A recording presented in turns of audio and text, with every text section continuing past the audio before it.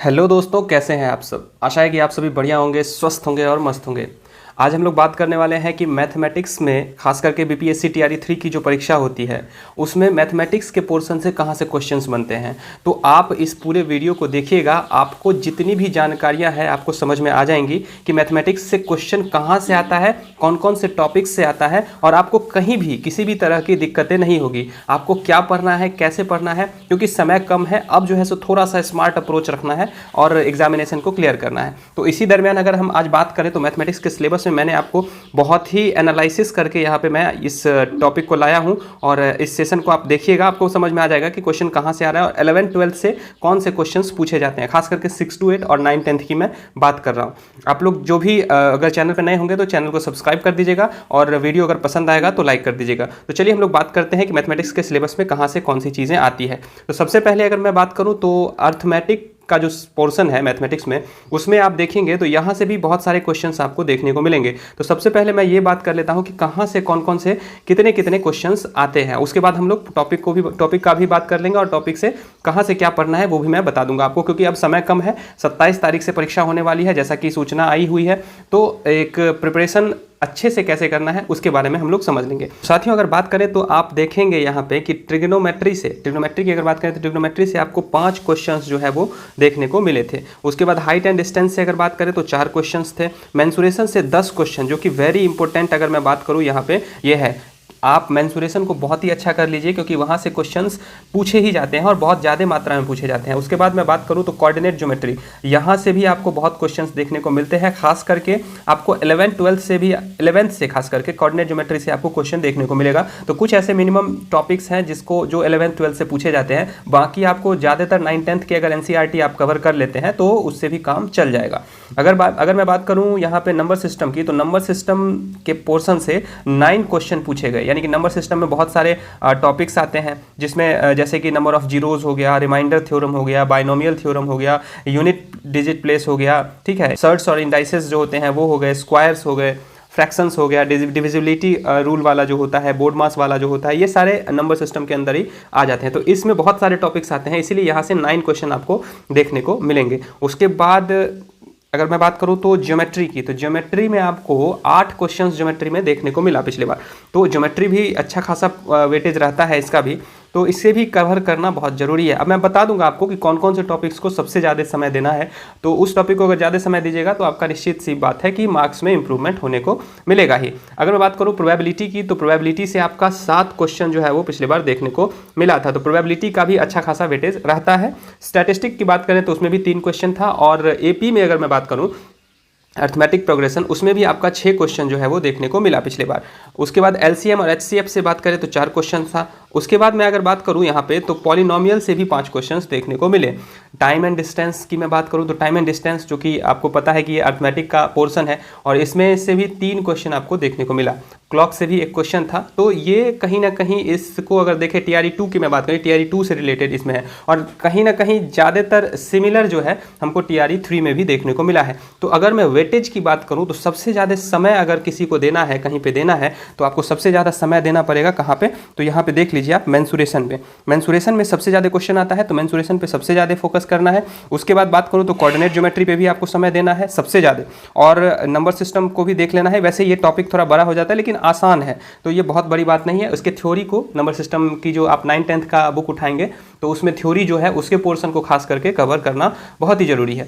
उसके बाद अगर मैं बात करूं तो आप देखिएगा तो प्रोबेबिलिटी से भी बहुत अच्छा खासा वेटेज रहता है, और ज्योमेट्री से। इस 4-5 टॉपिक को अभी सबसे ज़्यादा आप रिवीजन करिए, और साथ ही साथ प्रैक्टिस सेट अगर है आपके पास कोई तो प्रैक्टिस सेट भी लगाइए। लेकिन एनसीईआरटी का जो पोर्शन है उसको कवर करना बहुत जरूरी है। जैसे कि मैंने बताया था कि मैंने टॉपिक्स सारा लिखा है, आपको क्या क्या पढ़ना है, कहाँ से पढ़ना है, वो भी मैं आपको अभी बता देता हूँ। आप अगर यहाँ देखेंगे तो आपको यहाँ पे क्लियर दिखेगा कि अर्थमेटिक जो मैथ का सिलेबस है, जिसमें कि आपको percentage, profit loss, simple interest और कंपाउंड इंटरेस्ट, यहाँ से भी क्वेश्चन रहता है। 1 या 2 क्वेश्चन आपको यहाँ से भी देखने को मिलेगा।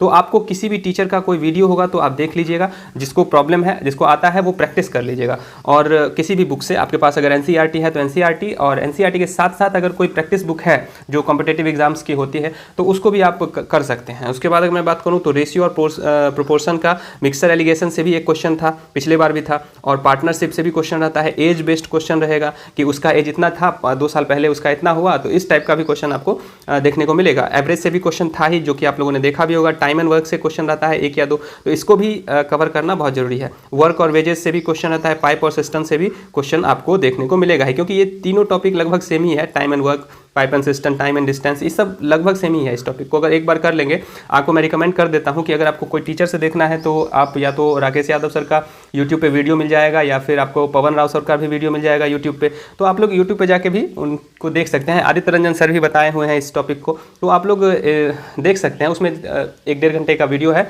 उसको अगर देख लेंगे, उसका नोट्स बना लेंगे, तो आप उसके बाद उससे रिलेटेड 5-10 क्वेश्चन लगा लेंगे तो कवर हो जाएगा। एडवांस मैथ की मैं बात करूँ तो मैंने बताया भी था कि एडवांस मैथ में जैसे कि नंबर सिस्टम में कौन कौन से टॉपिक्स आते हैं, यहाँ पे आपको दिख रहा होगा।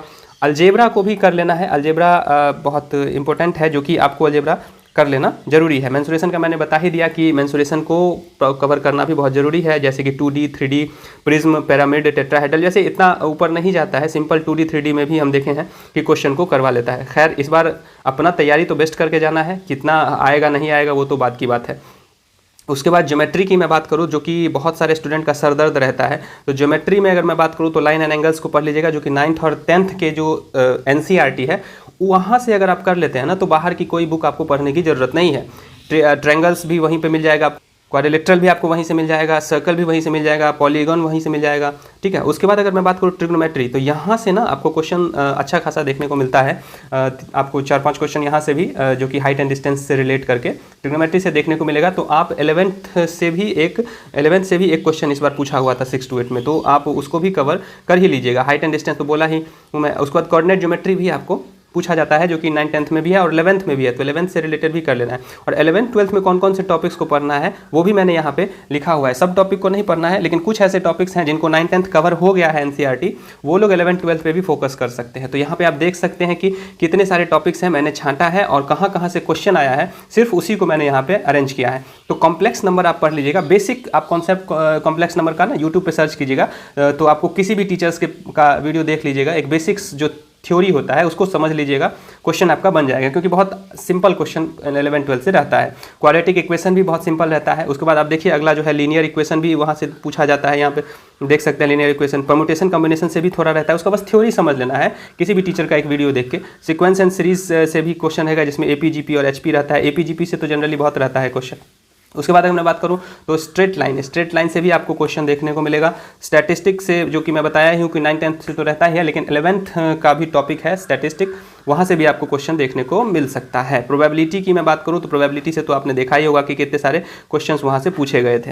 ट्रिग्नोमेट्रिक फंक्शंस की मैं बात करूँ तो ये तो पूछा ही गया, जैसे पिछले बार ही पूछा गया था, आपको पता होगा शायद, साइन -1710 डिग्री का क्या होगा वैल्यू।